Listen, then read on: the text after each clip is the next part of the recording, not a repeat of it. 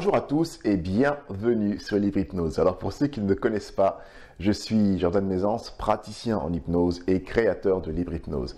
Depuis maintenant plusieurs années, j'accompagne les personnes qui m'en font la demande et je les aide avec l'hypnose à se débarrasser des barrières mentales qui les empêchent d'atteindre leur objectif en termes de bien-être et de développement personnel. Et aujourd'hui, mes amis, j'ai envie de parler avec vous d'une chose qui est importante. Je pense que c'est un sujet qui va intéresser aussi bien les personnes qui sont accompagnées que les personnes qui sont accompagnantes. Parce qu'on va parler d'un élément clé de tout accompagnement, de tout suivi et même d'une certaine manière de tout projet réussi. Comme vous le savez, quand vous décidez de vous faire accompagner, quel que soit l'accompagnant que vous allez rencontrer, quelle que soit la méthode que vous allez adopter, il y a différents éléments qui vont être déterminants dans la réussite de votre suivi.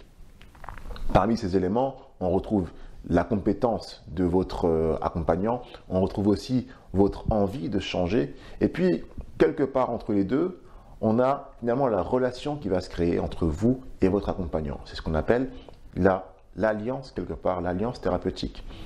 À côté de ça, il y a aussi une chose qui est très très importante, mais malheureusement, on en parle très très peu ou alors très très mal. Et cette chose-là, en fait, c'est tout simplement les expectations positives que vous allez nourrir tout au long de votre suivi.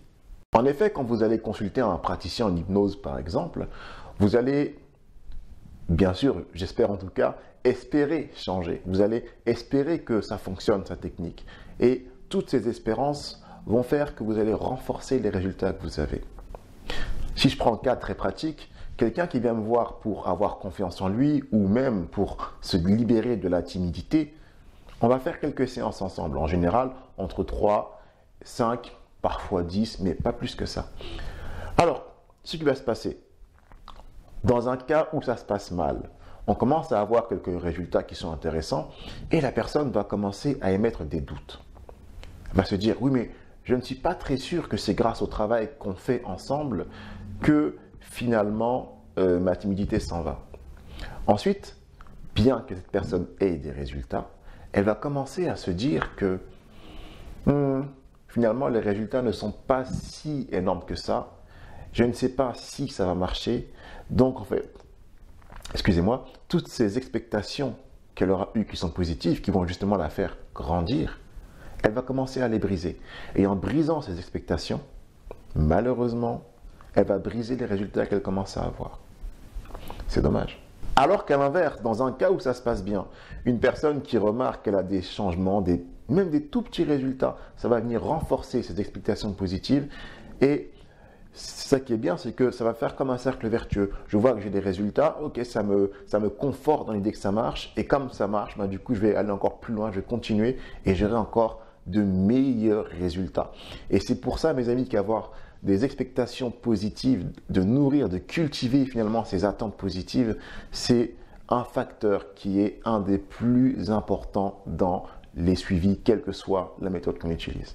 Alors voilà, si vous êtes en suivi avec quelqu'un, faites-lui confiance à cette personne. Si vous ne faites pas confiance à cette personne, bon déjà c'est mauvais. Donc posez-lui des questions sur son parcours, sur ses certifications, d'où elle vient, pourquoi aujourd'hui elle en est venue à faire ce travail-là. Vraiment que vous soyez en confiance. Et puis, soyez honnête avec cette personne-là. Dites-lui ce qui ne va pas, ce qui marche pour vous, ce qui ne marche pas pour vous et comment vous pouvez ensemble améliorer le travail que vous faites. C'est que comme ça que vous pourrez réussir à changer et développer plus d'expectations positives. Moi, vous savez, avec mes consultants, je suis très pédagogue.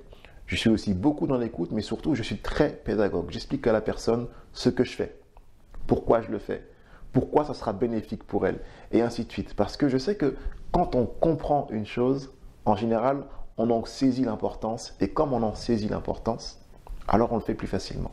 Voilà, donc ça c'est ma méthode de travailler pour ceux que ça intéresse. Mais en tout cas, cultivez vos attentes positives, c'est très important. En fait, comment ça fonctionne dans la tête? Rappelez-vous de quand vous étiez, je ne sais pas, amoureux d'une personne par exemple et que vous étiez dans l'attente, dans le rêve, dans l'envie d'avoir votre premier date par exemple ou votre premier baiser.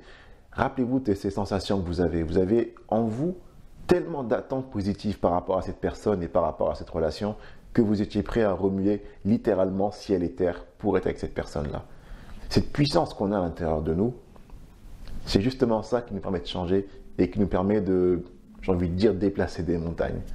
Voilà mes amis, je vous laisse pour cette petite vidéo. J'espère en tout cas qu'elle vous aura plu. N'hésitez pas à me dire en commentaire ce que vous en pensez. N'hésitez pas également à vous abonner si ce n'est pas encore le cas. Et puis j'espère revenir vers vous avec une prochaine vidéo. Je ne sais pas encore quand je vais la poster malheureusement. En tout cas, ça me fait super plaisir de reprendre un peu du poil de la bête et de pouvoir vous reproposer du contenu. Voilà, je vous laisse et je vous dis merci à tous ceux qui sont très fidèles.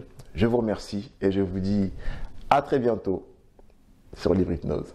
Ciao.